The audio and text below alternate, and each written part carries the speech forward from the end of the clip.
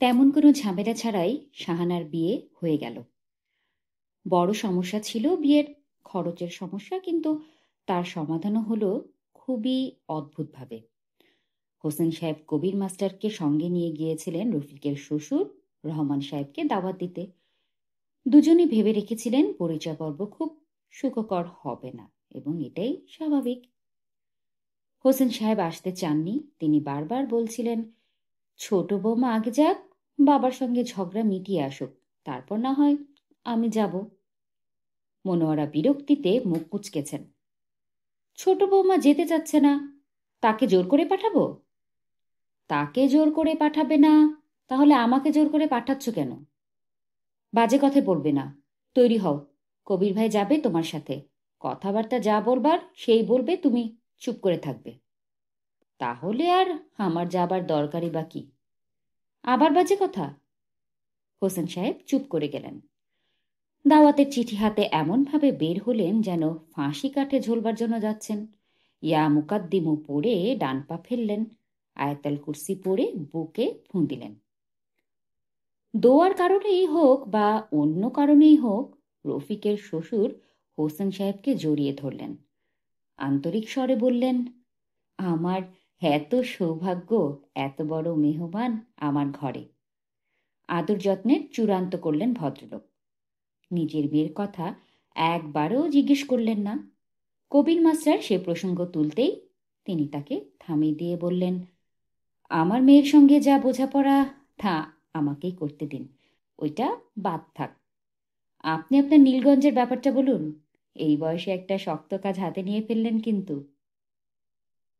যখন বয়স কম ছিল তখন এসব চিন্তা মাথায় আসেনি, এখন এসেছে। এখন কি বয়সের কারণে ওই চিন্তা বাদ দেওয়া ঠিক হবে? মোটেই ঠিক হবে না। বয়স কোনো ব্যাপার নয়। আপনি কিন্তু আমার মনের কথাটা বলেছেন বেয়াই সাহেব। একদিন যাব আপনার নীলগঞ্জ দেখতে, ইনশাল্লাহ। বড় খুশি হলাম বেয়াই সাহেব, বড় খুশি হলাম।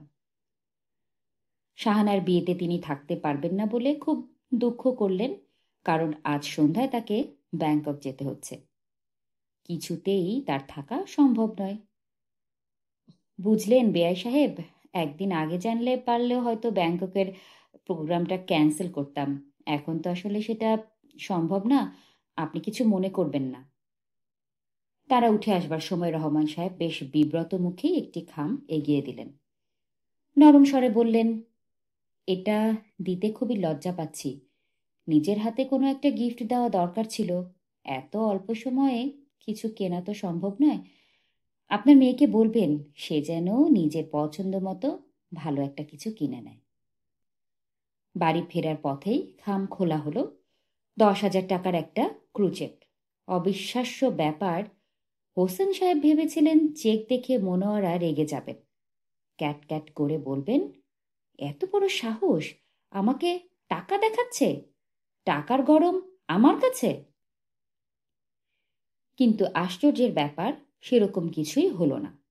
মনোয়ারা একটি কথাও বললেন না। ওই টাকায় শাহানাকে কিছু কিনে দেওয়াও হলো না। পুরোটাই খরচ হলো বিয়েতে। আলোকসজ্জার ব্যবস্থা করা হলো। খাবারের মেনুতে আগে টিকিয়া ছিল না, এখন টিকিয়া এবং দই মিষ্টি যোগ হলো। গরিব আত্মীয় স্বজন যারা বিয়েতে এসেছে তাদের অনেকের জন্যই শাড়ির ব্যবস্থা হলো। ছেলেকে যে আংটি দেবার কথা ছিল তার চেয়ে অনেক ভালো একটা আংটি কেনা হলো। মনোয়ারার ইচ্ছা ছিল সুটের কাপড় আরেকটু ভালো দেওয়া, কিন্তু আগেই কাপড় কিনে দর্জির দোকানে দিয়ে দেওয়া হয়েছে বলে আর সেটা সম্ভব হলো না। শাহানা বিয়ের সমস্ত অনুষ্ঠানটি খুব সহজভাবে পার করল। মনোয়ারা ভেবেছিলেন মেয়ে কেঁদে কেটে বিশ্রী একটা কাণ্ড করবে, সেরকম কিছু হলো না। শাহানার আচরণ সহজ এবং স্বাভাবিক। একবার শুধু নীলুকে বলল, ভাবি, আনিস ভাইকে একটু ডেকে আনবে, কথা বলবো। নীলু বিরক্ত স্বরে বলল, এখন ওর সঙ্গে কিসের কথা বলবে শাহানা? মানে কি? কি কথা? তেমন কিছু না। ঠিকমতো খাওয়া দাওয়া করেছে কিনা জানতাম। ওইসব নিয়ে তোমায় ভাবতে হবে না শাহানা। আচ্ছা যাও, ভাববো না। শাহানা মিষ্টি করে হাসল। বিয়ের সাজে আজ তাকে তেমন সুন্দর লাগছে না। কেমন যেন জড়বড় দেখাচ্ছে। গা ভর্তি গয়না, ফুলে ফেঁপে আছে জমকালো শাড়ি, ঠোঁটে কালচে রঙের এক লিপস্টিক, একেবারেই মানাচ্ছে না। একদল মেয়ে তাকে ঘিরে আছে। এরা অকারণে হাসছে, এদের সঙ্গে গলা মিলিয়ে হাসছে শাহানা। এক একবার হাসতে হাসতে ভেঙে পড়ছে। দৃশ্যটি কেমন যেন ভালো লাগে না। নীলু একসময় শাহানাকে একপাশে নিয়ে নিচু গলায় বলল, এত হাসছো কেন তুমি? হাসির গল্পগুজব হচ্ছে, তাই হাসছি। কেন ভাবি, আমার হাসায় কোনো বাধা আছে? শাহানার গলার স্বরও যেন অন্যরকম, কঠিন এবং কিছু পরিমাণে কর্কশ। নীলু আর কিছু বলল না। শাহানা ফিরে গিয়ে আরো শব্দ করে হাসল। বিয়ের প্রথম কিছুদিন ঘোরের মধ্যে কেটে যায়। অনেকগুলো ঘটনা একসঙ্গে ঘটে এবং খুব দ্রুত ঘটে। অনেকটা বলতে গেলে স্বপ্ন দৃশ্যের মতো। নিজের জীবনেই ঘটছে, অথচ যেন নিজের জীবনেই ঘটছে না। এটা যেন অন্য কারো জীবন। বিয়ের রাত্রি নিয়ে শাহানাকে অনেক রকম দুশ্চিন্তা ছিল। না জানি কি হয়, না জানি কি ঘটে। বাসর রাত নিয়ে কত রকম গল্প সে বন্ধুদের কাছ থেকে শুনেছে। কিছু কিছু ভারী মিষ্টি, বারবার শুনতে ইচ্ছে করে। গল্পের বইয়েও এই রাতের কত সুন্দর সুন্দর বর্ণনা আছে। অপরাজিতায় কি সুন্দর বর্ণনা, অপুর সঙ্গে তার স্ত্রীর প্রথম দেখা। ছোট ছোট কথা বলছে দুজনে, কত দ্রুত বন্ধুত্ব হচ্ছে দুজনের মধ্যে। আবার সম্পূর্ণ অন্য ধরনের গল্পও আছে। নারী জীবনের চরম অবমাননার গল্প, গ্লানি ও পরাজয়ের গল্প। সেখানে ভালোবাসা নেই, অন্য কিছু আছে। শাহানার বেলায় এর কোনোটাই হলো না। জহির এলো রাত 1টার দিকে। তার মুখ দেখে মনে হলো সে খুবই বিরক্ত। জহিরের বড় বোনের গলা শোনা যাচ্ছে, খুব চেঁচিয়ে কি যেন বলছে। অন্য সবাই তাকে সামলাতে চেষ্টা করছে, কিন্তু মনে হচ্ছে বড় রকমের একটা ঝগড়া হচ্ছে। শাহানার একবার ইচ্ছে হলো জিজ্ঞেস করে কি নিয়ে ঝগড়া। সে অবশ্য জিজ্ঞেস করল না। খাটে হেলান দিয়ে বসে রইল। তার ঘুম পাচ্ছিল, আবার একই সঙ্গে মাথায় যন্ত্রণাও হচ্ছিল, ভোঁতা ধরনের ব্যথা। সারা দুপুর ঘুমলে যেমন ব্যথা হয়, ঠিক তেমন। জহির নিজে কিছু বলল না। লাগোয়া বাথরুমে ঢুকে হাত মুখ ধুতে লাগলো। এই সময় বাইরের হইচই আরও বেড়ে গেল।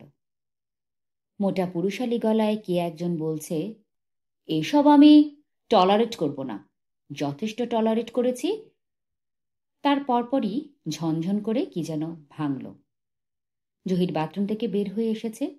সে অসহায় ভঙ্গিতে মাথা ঝাঁকালো। কিছু বলবে না করেও শাহানা বলল, কি হয়েছে?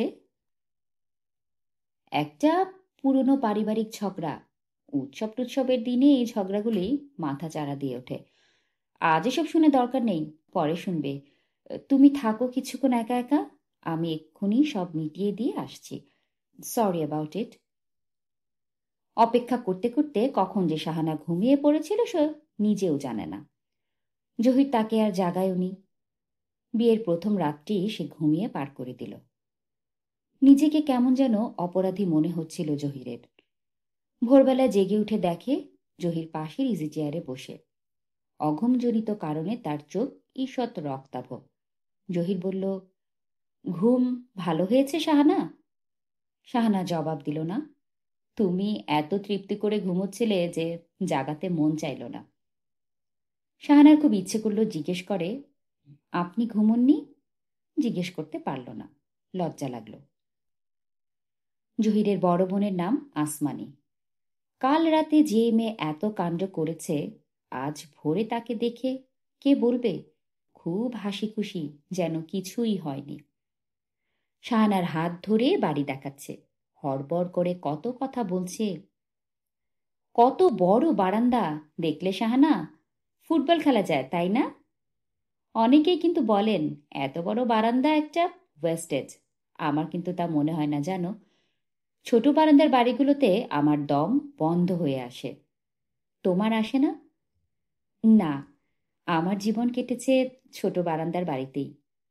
এখানে কিছুদিন থাকলে আর ছোট বারান্দার বাড়িতে থাকতে পারবে না, দেখো নিঃশ্বাস বন্ধ হয়ে আসবে। এসো শাহানা, লাইব্রেরি ঘরটা তোমাকে দেখাই। তোমার তো আবার গল্পের বইয়ের খুব নেশা। কে বলল আপনাকে? কেউ বলেনি। একবার তোমাদের বাসায় গিয়ে দেখি বই পড়ছো আর চোখে আঁচল দিয়ে মুছছ। শাহানা কিছু বলল না। আসমানি হাসতে হাসতে বলল, গল্প উপন্যাসের নায়ক নায়িকাদের সুখ দুঃখে যারা কাতর, তারা সাধারণত নিজেদের সুখ দুঃখের ব্যাপারে উদাসীন হয়। এরকম হইও না। নিজের সুখ নিজে আদায় করে নেবে। বুঝতে পারছো? জি, পারছি। জহির অবশ্য খুবই ভালো ছেলে। সুখ তুমি পাবে, যথেষ্টই পাবে। এ নিয়ে তোমার সঙ্গে আমি 1,00,000 টাকা বাজি রাখতে পারি। রাখবে বাজি? সারা হেসে ফেলল। আসমানি প্রসঙ্গ পাল্টে বলল, কাল রাতে বড় রকমের একটা ঝগড়া হয়েছে। তুমি কিছু কিছু বোধহয় শুনেছ। জহির কি কিছু বলেছে? না। সত্যি বলেনি? না, আমি ঘুমিয়ে পড়েছিলাম। ও আচ্ছা। তুমি কি শুনতে চাও? জি না, আমি শুনতে চাই না। আসমানি অবাক চোখে খানিকক্ষণ তাকিয়ে থেকে সহজ স্বরে বলল, শুনতে না চাইলেও তোমাকে শুনতে হবে। অন্য কারো কাছ থেকে শোনার চাইতে আমার কাছ থেকে শোনো। ঝামেলাটা আসলে বাড়ি নিয়ে। এই বাড়ি আমি চাই, কিন্তু বাবা আমাকে দিতে রাজি না। ঢাকায় বাবার আরো 2টো বাড়ি আছে। সে 2টি বাবা জহিরকে দিয়ে দিক, তাতে কোনো সমস্যা নেই। কিন্তু সেটি দিবে না।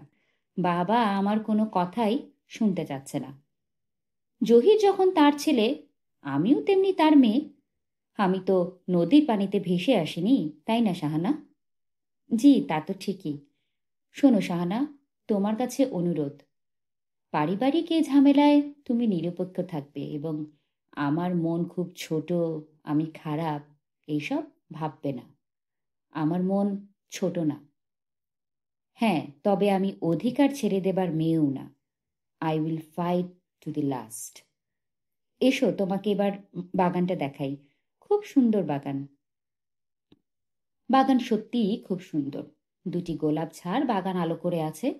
শাহানা মুগ্ধ কণ্ঠে বলল, বাহ, কি সুন্দর। আসমানি চাপা গলায় বলল, এই বাগানের প্রতিটি গোলাপ চারা আমার লাগানো। কোনটিতে কবে ফুল ফুটলো সব আমার ডায়েরিতে লেখা আছে। এ বাড়িতে কারো বাগানের শখ ছিল না, জানো? এই শখ আমার। চলো ছাদে যাই। দেখবে কত ধরনের অর্কিড আছে। কত কষ্ট করে এক একটা জোগাড় করেছি। একবার অর্কিড আনতে গিয়ে 2টি খারাপ লোকের পাল্লায়ও পড়েছিলাম। ভাগ্য গুণে বেঁচে গেছি। আসমানি ছোট্ট একটি নিঃশ্বাস ফেলল। শাহানার খুব ভালো লাগলো মেয়েটিকে। কথা বলার কি সহজ স্বাভাবিক ভঙ্গি। হাত ধরে ধরে হাঁটছে, যেন কত দিনকার পুরানো বন্ধু।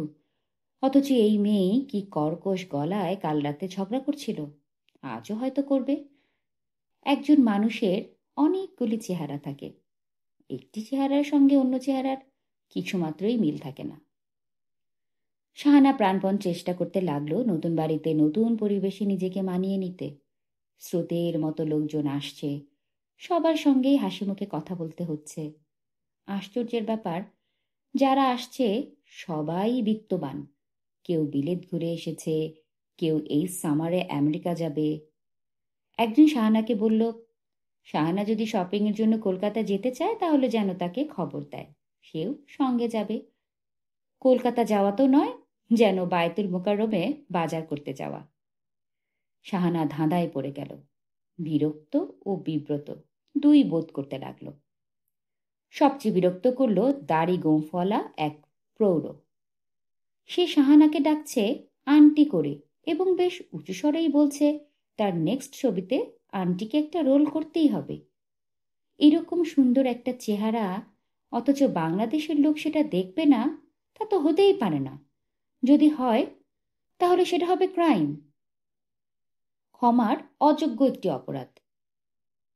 কি কুৎসিত লোকটির বলার ভঙ্গি, অথচ কেউ রাগ করছে না, বরং মজা পেয়ে হাসছে।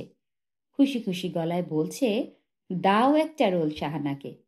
মনে হয় ভালোই করবে। যেভাবে ব্লাশ করছে তাতে ভার্জিন ভিলেজ গার্ল হিসেবে চমৎকার হওয়ারই কথা। কোথায় ছিল শাহানা? আর আজ সে কোথায়? পরিবেশের সঙ্গে সঙ্গে মনও বোধহয় বদলে যায়। এত ভালোবাসত গল্পের বই, অথচ এখন বই নিয়ে বসার কথা মনেই হয় না। তবুও অচিন রাগিনী নামের একটা বই সে বের করেছে, পড়ছে, কিন্তু মন লাগছে না। আগে একটি বই পড়া শুরু করলেই মনে হতো গল্পের নায়িকা আসলে সেই। এসব তার জীবনের ঘটনা। এখন মনে হচ্ছে না। উপন্যাসের নায়িকার জীবন এবং তার জীবন একেবারেই আলাদা। এত তাড়াতাড়ি মানুষ বদলে যায়। এই বাড়িতে কত মানুষ, অথচ কেউ তার পরিবর্তন লক্ষ্য করছে না। কিন্তু কেন? যে মানুষটি সবচেয়ে কাছের হওয়া উচিত সেই কেমন দূরে দূরে আছে। কি একটা মামলা নিয়ে যেন ব্যস্ত। তাকে নাকি চিটাগাং যেতে হবে, না গেলেই নয়। গত রাতে সে খুব আগ্রহ নিয়ে মামলার কথা বলল। বুঝলে শাহানা, মামলাটা সম্পত্তি নিয়ে। হাজী নুরুল ইসলাম নামে এক বিরাট ধনী ব্যক্তি চিটাগাঙে থাকেন। জন্মসূত্রে বাড়ি হচ্ছে ঢাকার বিক্রমপুর। ভদ্রলোক, অত্যন্ত ধার্মিক। এতিমখানা, স্কুল, কলেজ, মসজিদে বহু টাকা দেন। শুধু তাই না, তিনি একজন আদর্শ স্বামী, আদর্শ বাবা। ভদ্রলোক মারা যাবার পর একটা সমস্যা দেখা গেল। চিটাগাঙের খারাপ পাড়ার এক মেয়ে তার সম্পত্তির বিরাট এক অংশ দাবি করে মামলা রুজু করে দিল। ভদ্রলোক নাকি তাকে দানপত্র করে দিয়ে গেছেন, কাগজপত্রও আছে। কেলেঙ্কারি অবস্থা। কেমন ইন্টারেস্টিং না? হ্যাঁ, ইন্টারেস্টিং। তুমি কিন্তু তেমন ইন্টারেস্ট পাওনি। কেমন করে বুঝলাম বলো তো? শাহানা চুপ করে রইল। জহির হাসতে হাসতে বলল, তুমি জানতেই চাওনি আমি কোন পক্ষের হয়ে মামলায় নেমেছি, তা থেকেই বুঝলাম। জহির শব্দ করে হাসতে লাগলো। কাউকে হাসতে দেখলেই হাসতে ইচ্ছে করে। শাহানাও হেসে ফেলল। জহির অবাক হওয়ার মতো ভঙ্গি করে বলল, তুমি আবার হাসতেও জানো নাকি? অবাক করলে তো। আমি এক মেয়েকে জানতাম জানো, সে কিছুতেই হাসতো না। যত হাসিরই কথা বলা হোক সে গম্ভীর হয়ে থাকতো। শেষটায় রহস্য জানা গেল। কি রহস্য? হাসলে মেয়েটাকে খুব বাজে দেখাতো। সত্যি? হ্যাঁ, কাউকে কাউকে বাজে দেখায়। আচ্ছা শোনো শাহানা, একটা কাজ করলে কেমন হয়? তুমিও আমার সঙ্গে চিটাগাং চলো। আমি? হ্যাঁ তুমি। চিটাগাংয়ে কাজ শেষ করে তোমাকে নিয়ে নেপাল থেকে ঘুরে আসব। এই সময়টা নেপালে যাবার জন্য ভালো নয়, তবু খারাপ লাগবে না। আমি কয়েকবার গিয়েছি। যাবে? যাব। তোমাদের বাসায় এখন কিছু জানানোর দরকার নেই। নেপালে পৌঁছে সবার নামে একটা করে ভিউ কার্ড পাঠিয়ে দেবে। আইডিয়াটা কেমন? ভালো না? হ্যাঁ, ভালো। এমন শুকনো মুখে বলছো কেন? হাসি মুখে বলো। শানা হাসল। জহিরের সঙ্গে কথা বলতে তার বেশ ভালোই লাগছে। কে জানে, এই লোকটির সঙ্গে তার জীবন হয়তো খুব খারাপ একটা কাটবে না। এতক্ষণ পড়ছিলাম হুমায়ুন আহমেদের জনপ্রিয় উপন্যাস এসব দিনরাত্রির 18তম পর্ব। আশা করি আমার এই লম্বা যাত্রায় আপনারা সঙ্গে আছেন এবং সামনেও সঙ্গে থাকবেন। ভালো থাকবেন সবাই এবং ভালো রাখবেন সবাইকে, এবং সামনের পর্বের জন্য অপেক্ষা করতে থাকুন।